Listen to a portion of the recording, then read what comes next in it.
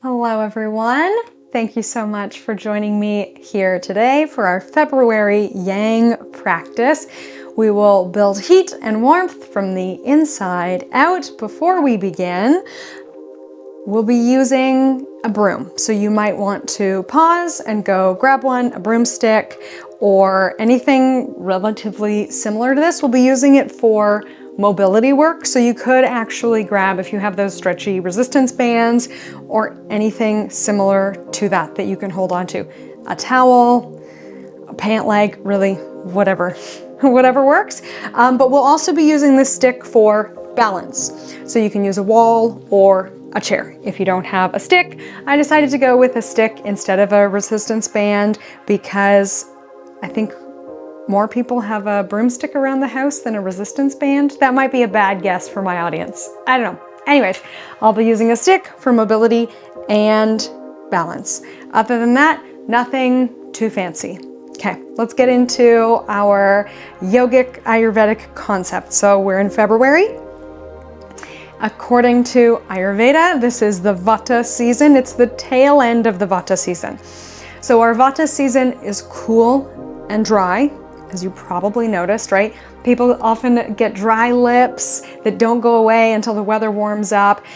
This only gets worse with our heating system indoors, can dry the air out, and then we go outside and it's dry.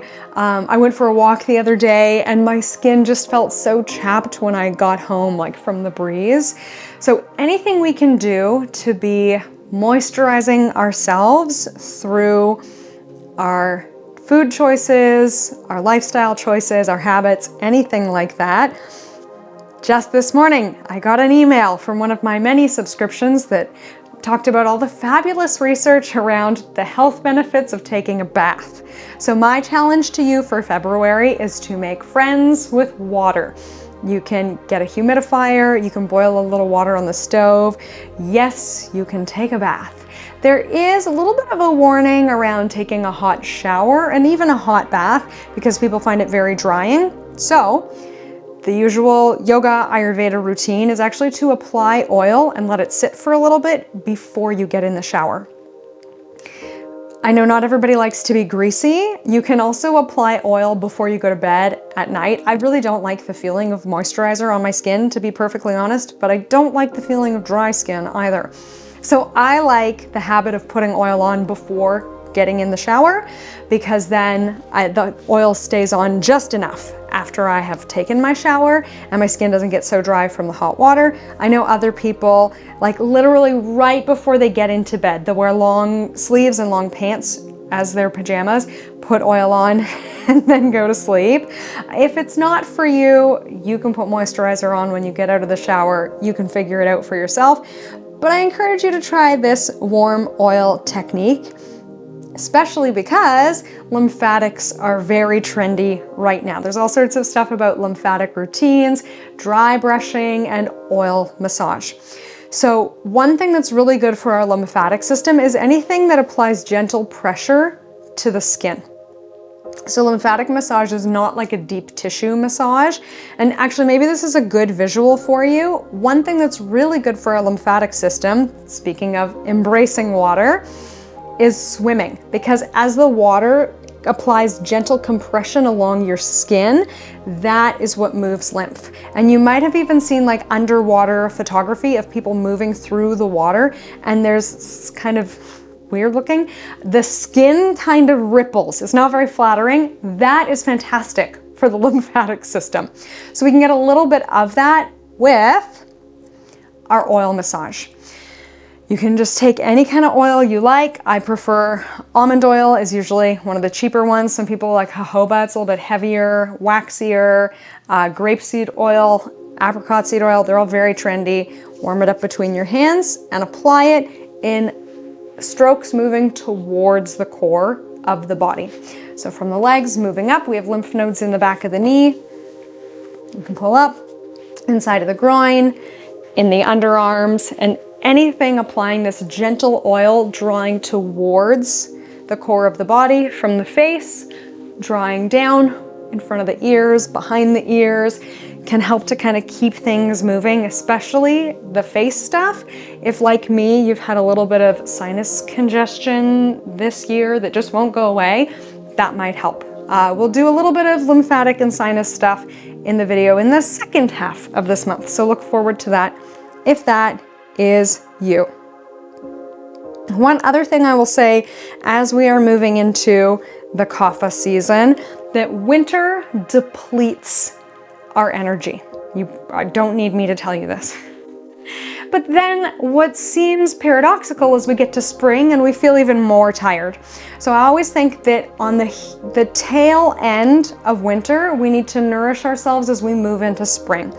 So resist the urge to be kind of boosting our energy with comfort foods. So if you are reaching for popcorn, cake, whatever else it might be that is not truly feeding you, but giving you that short-term boost, maybe there's a way that you can bring more hydration and nourishment into your life that is still easy and satisfying. I like to use the slow cooker and put something in that is not too much work. Overnight oats is an easy way to do that. Throw in some apples, oats, cinnamon, a little bit of quinoa. Makes a nice easy meal. Ayurveda is always pushing for these like kind of one pot things, one pot stew, one pot meals that have often a rice base, some kind of protein, root vegetables. Winter vegetables are easy to digest. Cooking it for longer also makes it easier to digest, so that we're moving into the spring season starting end of February, beginning of March. As things start to melt and get muckier, we'll be more nourished. Okay, last piece here, our tea for the month. It's so obvious it's an empty glass as I'm just like throwing it around. This is a prop. I have chosen something I'm not currently drinking, but I have been drinking, orange slices. Oranges are often one of these fruits that are easier to find in the winter. Mandarins, clementines, take your pick. We have a couple options. We can boil water and do a squeeze of orange juice into it, a slice of orange juice into it, and then just call it a day, easy peasy. Or we could get a little bit fancier. On the stove, you can slice oranges, simmer them with maybe a cinnamon stick.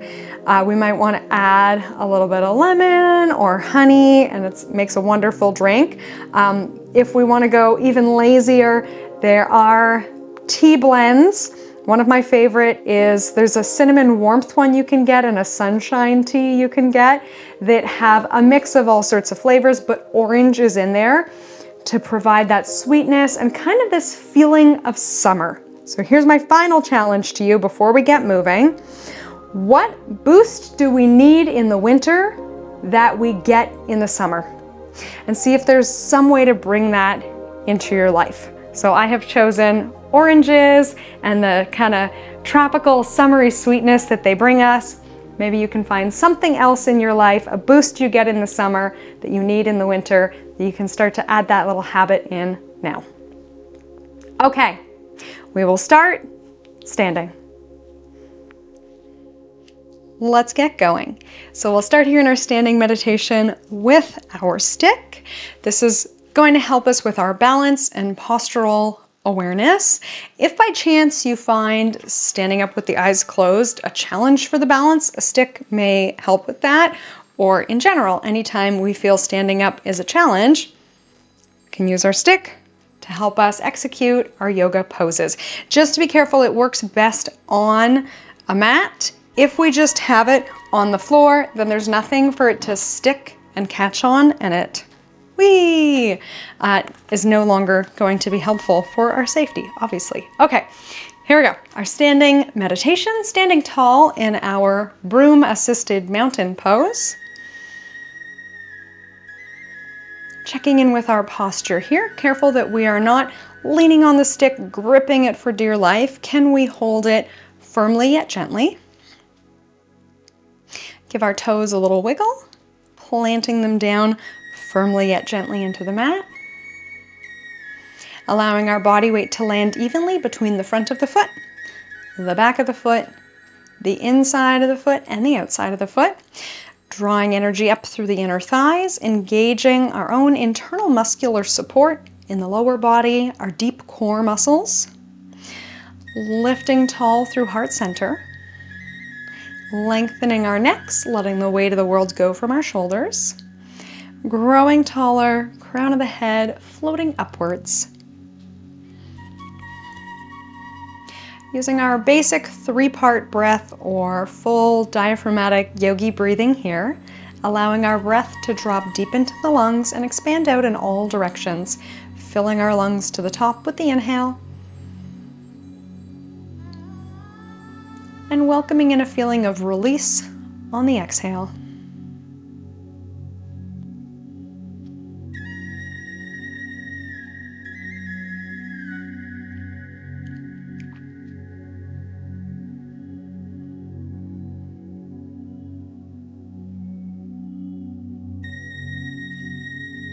Bringing awareness to our core engagement with our exhale, we can draw the abdominal muscles inward towards the back.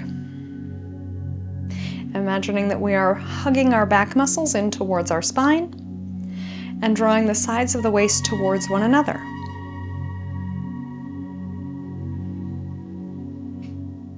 So we use our exhale to hug everything inward, sort of like a crunch exercise for our muscles, but from a standing position.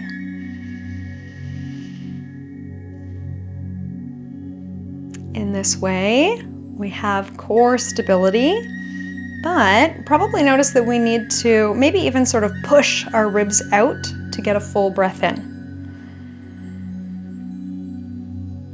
So there's an exercise that's done with a resistance band around the rib cage where you have to inhale and push out against the resistance band.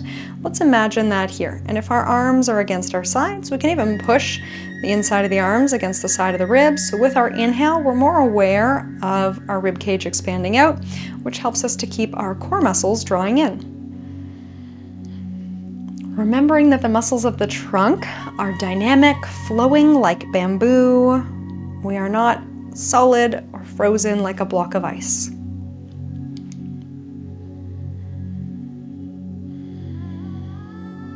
Let's keep this flowing, dynamic style of breathing going as we get moving. So if eyes are closed, we can open them here, and we'll use our stick to begin. Normally we do circle sweeps with our arms. Let's do an upright row. So we still keep our shoulder blades drawing down and back. We're inhaling our stick towards our collarbones and then exhaling to the bottom. So we will really push our range of motion with our stick here. And I know that some of you watching may have very limited range of motion in the shoulders for whatever reason. I have had clients who have sat at a desk and have just barely moved their arms upward in decades. I've had clients who've had shoulder surgery or injuries or all sorts of other stuff going on. So of course, please work within a comfortable range of motion for yourself. If we're ready to take it higher, we'll bring it up higher. So even though the stick and the arms come up, the shoulder blades draw down. We may want to take the hands wider as we go.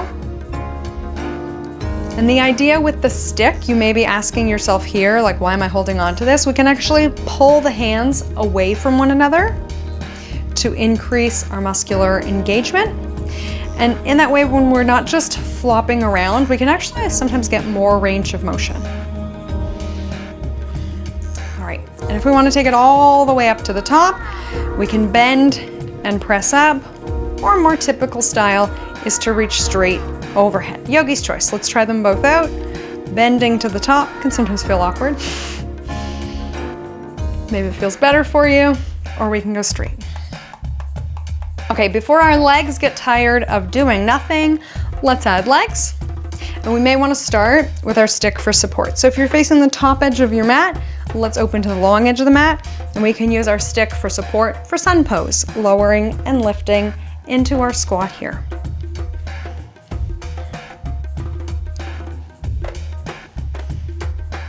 Again, we're trying not to hold too tightly Our stick provides a little bit support, but doesn't do all the work for us, and we don't want to get a cramp in our hands from over-relying on it. If we would like to add on for our moonflowers with a stick, we can here. So the top range of motion, we reach the stick up, and at the bottom range of motion, we pull the stick down. Depending on our range of motion, stick may come to the chest or in behind the head. Remembering that we use the stick to pull the hands away from one another. They don't actually move though, because we are gripping the stick.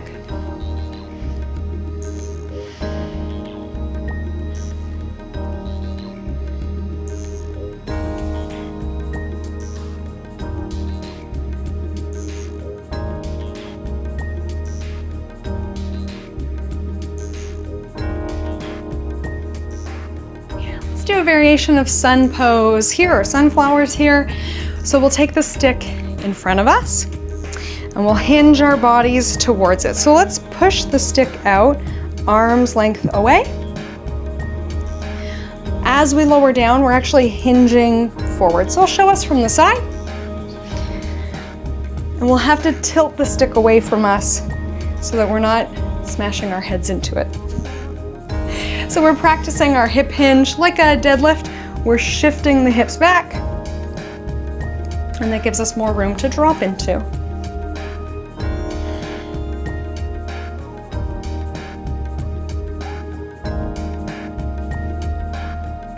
Last one here. Let's bring it on up to standing. We can walk the feet into one another.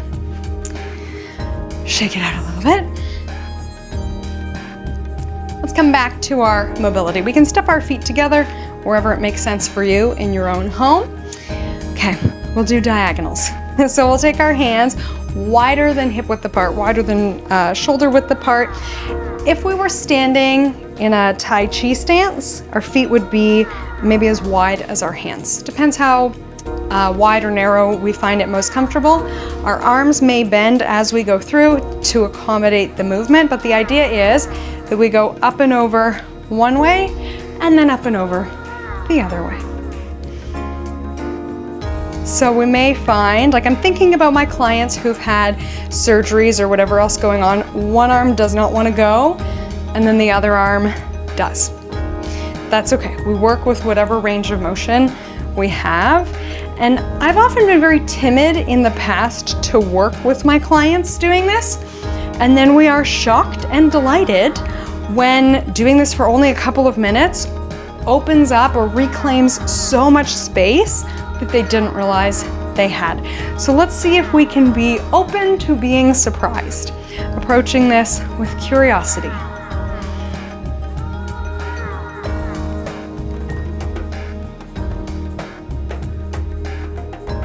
Okay, one final challenge if we would like. Bring it up and back. We can bend the elbows in behind, and then I don't know if some of us will be able to go all the way around. That may be a fantasy. I feel like I always need to tell people that I used to be a swimmer, so the range of motion in my shoulders is off the charts from normal. But again, I'm often surprised with my students that maybe they have to bend the elbows a little bit or kind of awkwardly do one at a time, and then we are pleasantly surprised and delighted at how much space they can open up, and it feels good.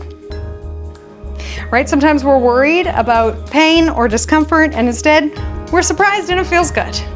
Wish that happened more often. We'll step wide on our mats again. We'll use our stick for balance for a skandasana or side lunge, lateral lunge. Goes by many names, like so many poses. Let's pick one side to go to because we might want to reposition the stick when we go to the other side. So we'll lower and lift on one side. And the stick helps us with our balance and mobility. So we may find that we can get lower with the stick. We may find we prefer to take the stick about an arm's length away as we lower down to catch our weight as we come down or right beside us. So feel it out for yourself. One hand, both hands off to the side or right in front. Maybe we were using our opposite arm, sweeping through.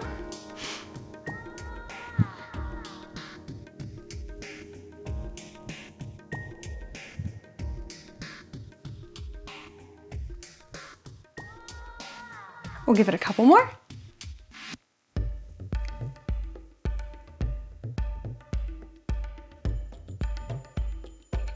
Okay, let's switch sides. This side might need a different level of support. Let's feel it out. Lowering into this side, and then finding out where the stick feels like it belongs.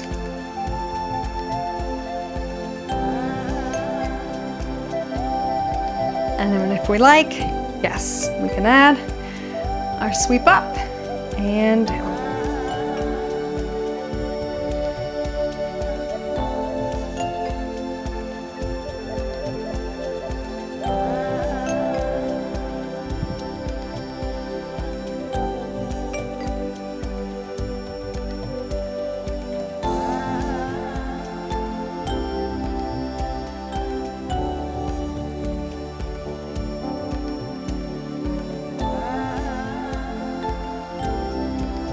Okay, the last one here, let's do a big stretch to the top.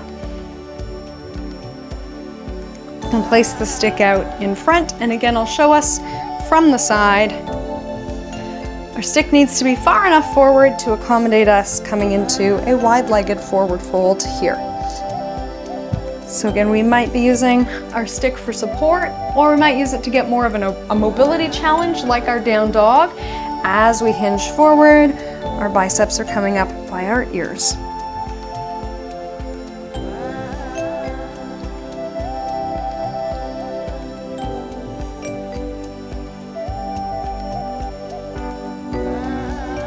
Let's pause for another round of breath here.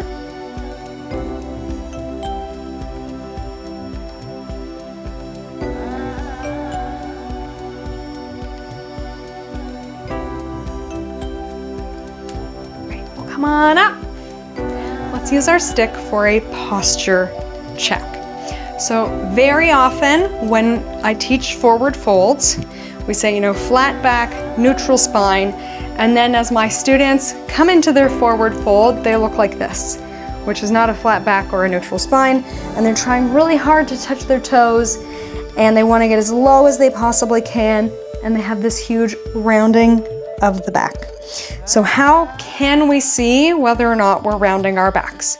You can look in a mirror, but we don't always have lovely studio mirrors. One thing we can also do is take the stick in behind our backs. So we take the stick along our spines so that as we come into our forward fold, it should still be touching our spines as we come forward. In order to make this happen, we probably really have to bend our knees. So if you notice that as you come into your forward fold, the stick leaves your back, that tells you that you're not in a neutral spine. No judgment, it's just something to be aware of, to work with as we age. Our spines are no longer quite as straight. So I don't know if you're 97 years old doing this video, let's use a little bit of compassion for ourselves, or maybe we just feel 97 years old today. But food for thought. Let's see, can we tip forward with the spine touching from the base of the spine, sacrum touching the stick, to the head touching the stick. We can even press the head into the stick to get a little muscular activation in the muscles of the neck, in the back of the neck. Feel it out, and that might mean you're not going nearly as deep as you used to go because the spine is not straight. Okay, so I would say spend a little time here working on our forward fold. Memorize this posture. We can use our stick now so we don't have to work so hard. Again, we can release it like we just did. In our wide-legged forward fold, we can hang out here in our forward fold, and I'll give us another pose in a moment. So to give ourselves a little breather, we can actually just let ourselves hang and flop. It is okay to round the spine. We can bring our stick with us. And if we want to touch the floor to put it down, bend the knees as much as we need to. We can give the head a little shake.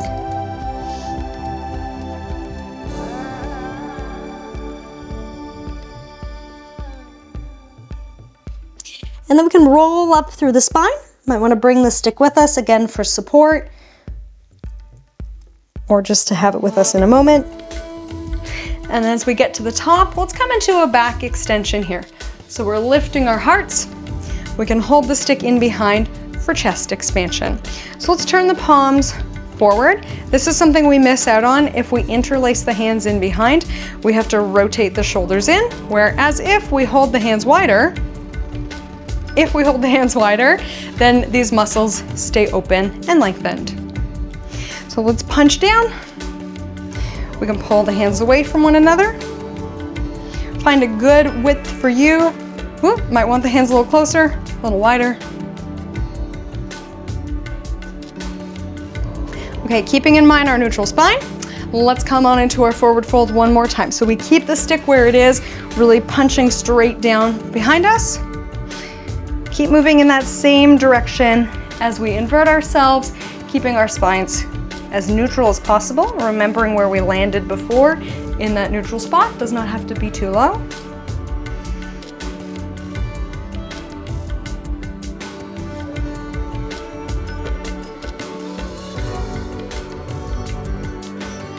We can release our stick and again, just drape ourselves over our legs, bending our knees, giving the heads a little shake.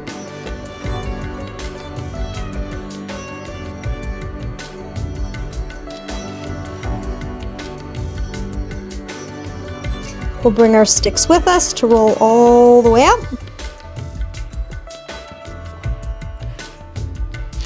And at the top, as we come into our back bend, option to hold our stick overhead, looking up, pulling hands away from one another in our upward mountain.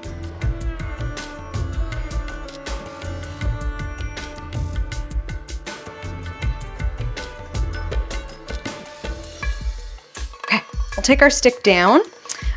Let's do a little bit of chair pose and then our balance poses, and then we'll stretch it out and we'll be done with the stick at that point. Okay, chair pose. So we can have the stick in front of us. You can turn to face me however it makes sense. We're sitting down and back into chair. So we've done a fair amount of work to kind of loosen up our bodies. So I hope we can keep our neutral spine as we sit down and back. Very often what happens, especially if we're holding a stick, is that the arms go forward again and we round. So let's see, can we sit straight down? Can we still wiggle our toes so a little bit more of our weight is in our heels? Working the muscles in the back of the leg. Working our glutes, the muscles of our bum as we're sitting down. Still working the back of the shoulders to pull our shoulders away from the stick. Could we add challenge? Yes, so we could still have our hands in front of us pulling away and see how that feels in the shoulders. We could be reaching into our upward mountain. So I'm trying to give us different variations for more challenge or more support so that everyone can feel successful and get the sensation that they're looking for. We'll give it a few more here, whichever variation we're doing.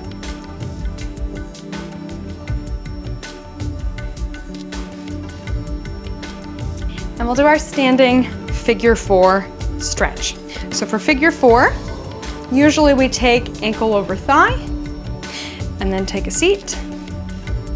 If this is easy and accessible for you, go for it. If not, we may just be crossing ankles and we may have both hands on the stick.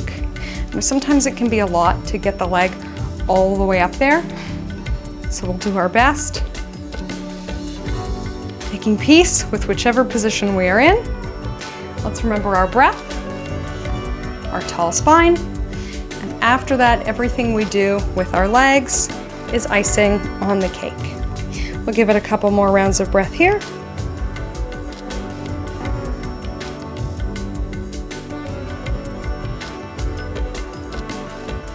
Coming back to standing, we can shake it out if it feels good, and take it to the other side. Okay, let's feel it out on this side. Ankle over thigh. Ideally we have a flex in the foot so that both feet look the same. So this free ankle is in a neutral position, just like the floor ankle. Choosing whatever tree variation we want to be in, pausing and holding, making it fit our bodies instead of forcing our bodies to fit the pose. We'll give it a couple more breaths.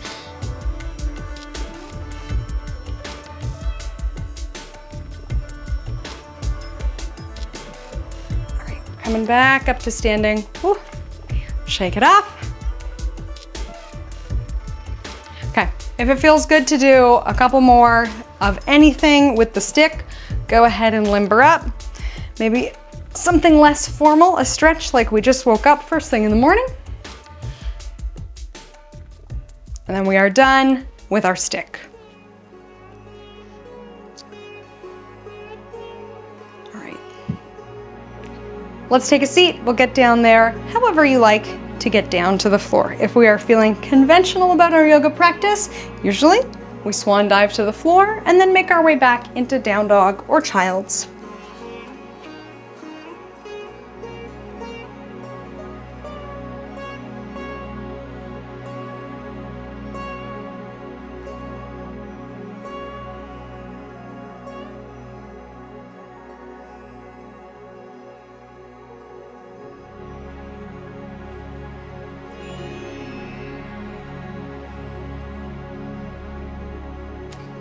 So we can do this seated in a chair or seated on the floor as I am.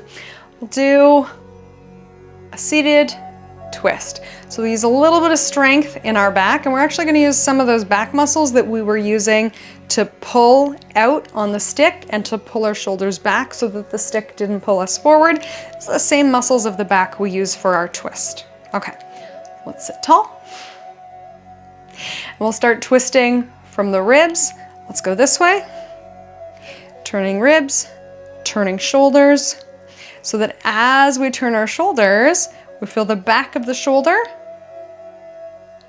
So it's probably the back of your right shoulder if you're going the same way as me. The right side of the back is drawing us into our twist.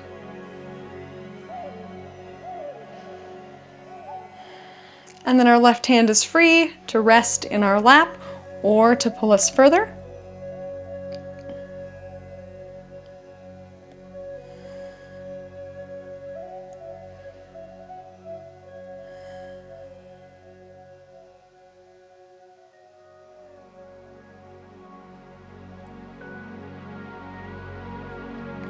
Back through center and switching sides. Coming up tall.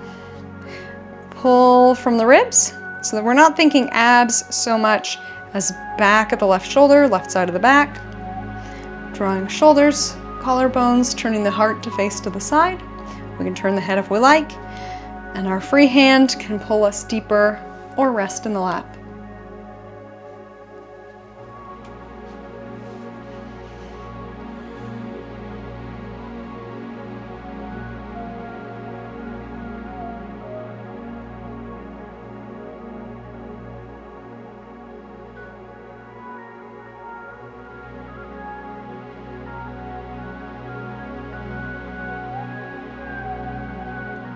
Our next inhale can pull us back through center.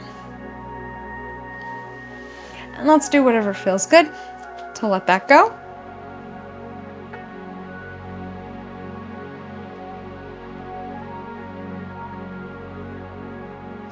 And we'll finish here with a 4-7-8 breath.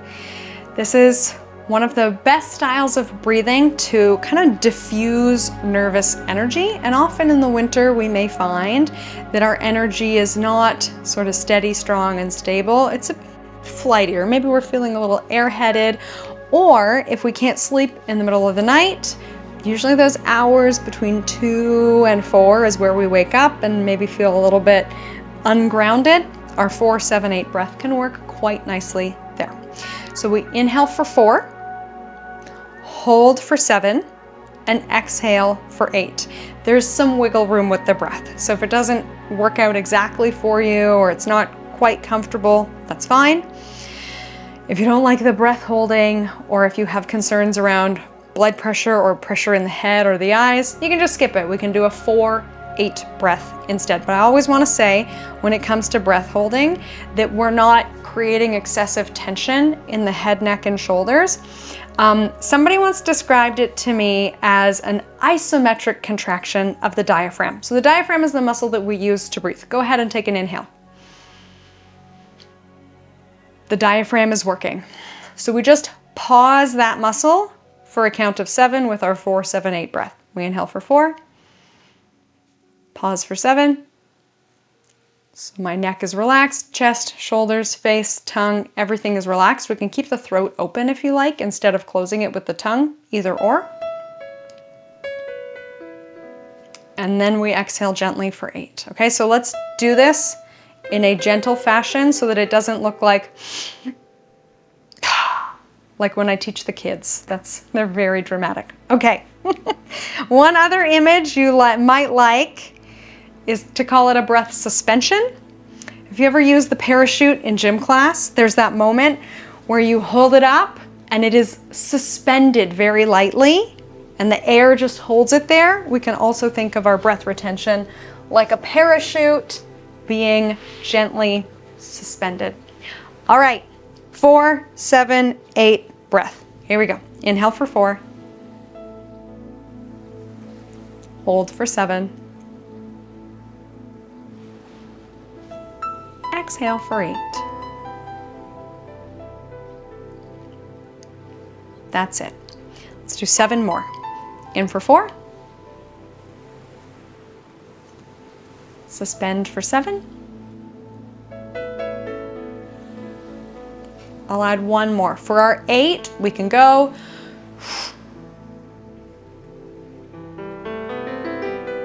Okay, let's keep it going. Your count.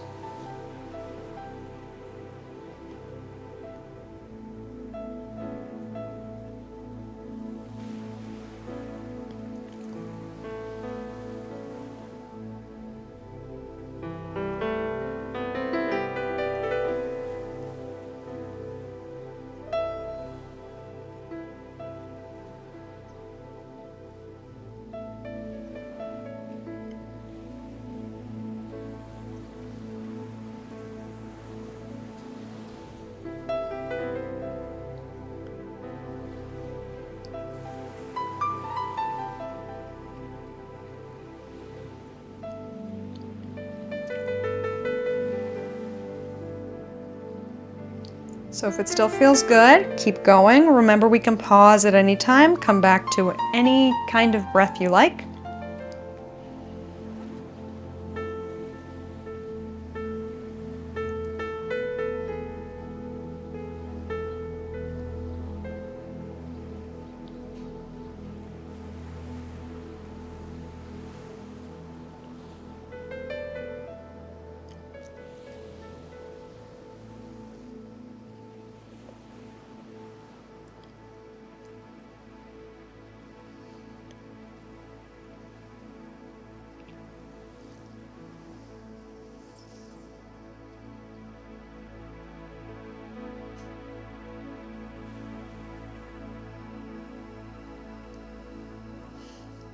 When you're ready to do so, let's come back to a more steady style of breathing. We can do our 4-8 breathing or 4-4 breathing, and I will suggest Vayu Mudra.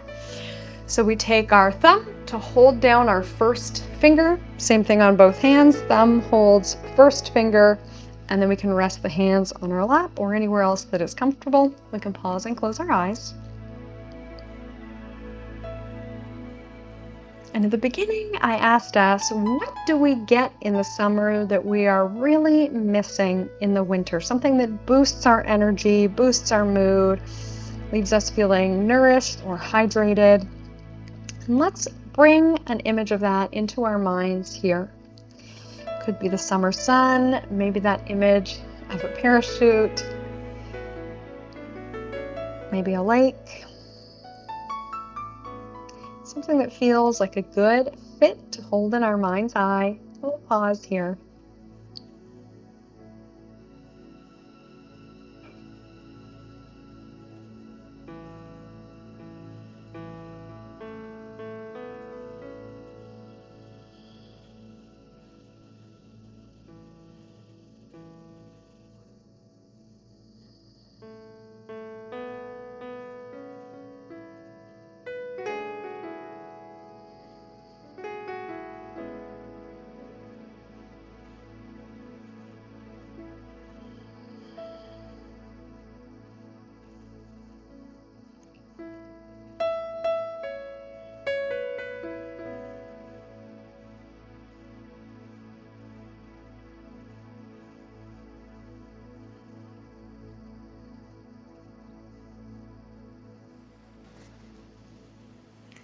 Thank you so much for joining me here today.